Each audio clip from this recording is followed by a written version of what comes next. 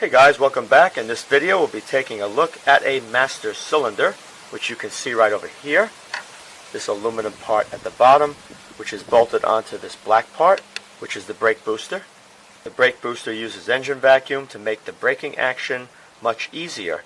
A faulty brake booster, leaking vacuum hose to the brake booster, over here coming in, or faulty brake booster check valve will result in the driver having to apply much more force when stopping the vehicle. What I'd like to do is show you the inner workings of a master cylinder, explain common problems, and show the parts that usually fail. Rebuild kits for master cylinders are available at a minimal cost. Okay, let's get started. Okay, this master cylinder I picked up at the junkyard just for this video at a minimal cost. It is exactly the same one that's in my vehicle. Over here, this is the end, bolted onto the brake booster with 2 bolts. The brake booster has a pin or a rod that sticks out that's adjustable. Goes right inside this hole. There is a bottom, as you can see in this image, right over here. When you push down on the pedal, pushes this in. There's a retaining ring right here, holding the piston in there.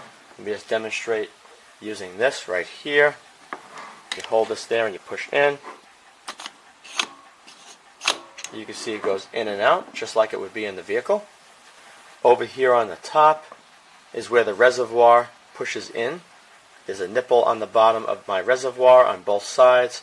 Once it's pushed in with a little bit of lubricant on it, you put a bolt right through here and it keeps the reservoir on top. These very rarely go. They're removable. Pop this right out. Better look at the inside right there.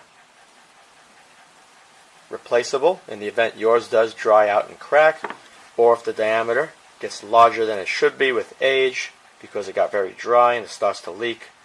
Push this right back in here again.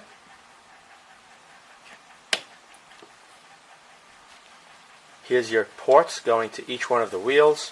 This one here and this one here go to the front brakes, and the 2 on the bottom right there go to the rear brakes.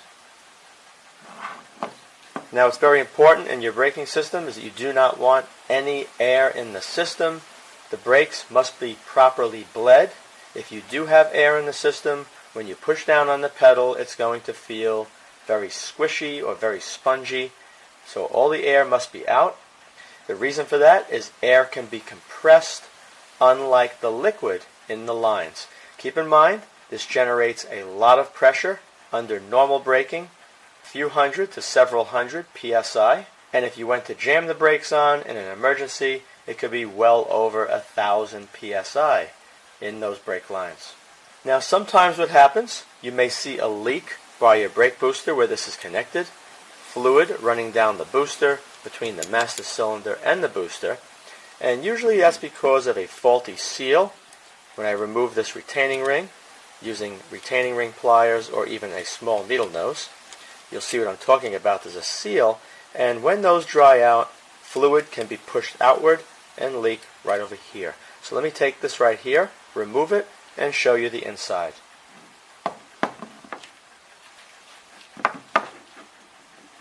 Needle nose should do the trick.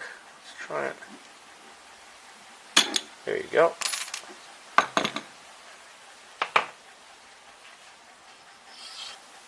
me slide this out first. Alright. And there's another one. Hard to see, but there's one in here. Let me bang this down hard. And it should come out. There it is. Alright. So this is the inner one.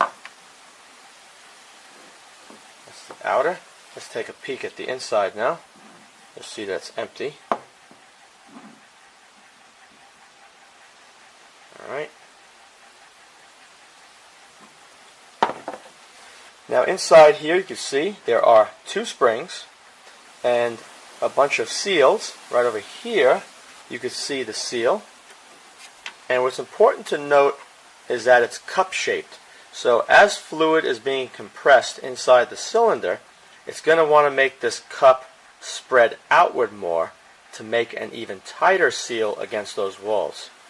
If this is dried out, what's going to happen when you push your foot on the pedal to get that fluid to generate that high pressure, it's going to blow past here, and then you're going to have a problem with your braking, and the pedal could be very low. So you want to check these out. They come off very easy. Just lubricate them, pop them back on. Over here is another cup seal. Fluid gets over here.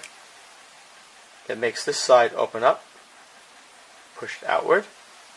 And you also have fluid in between here to keep everything lubricated as this is moving back and forth, generating that pressure. So let me put this alongside the master cylinder just to show you what it looks like outside of the cylinder as it operates.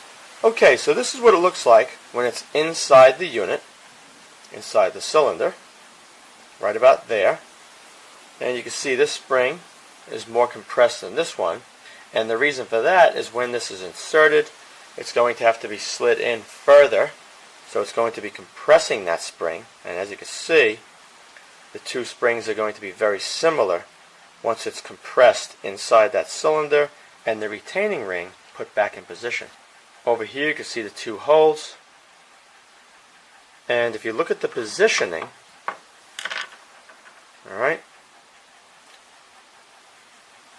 the hole on the left allows fluid to enter in front of this cup, and when you push down on the brake, it forces that fluid into the brake lines.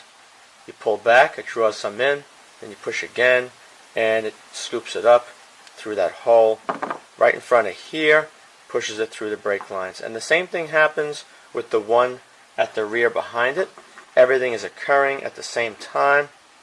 And if there's too much force being detected on one side, what will happen, you'll have more pressure going onto the opposite side. So if this brake really starts to get tight, this one won't squeeze down any further, and it'll allow this one to squeeze further down, which is not easy to do, but there it goes, very tight.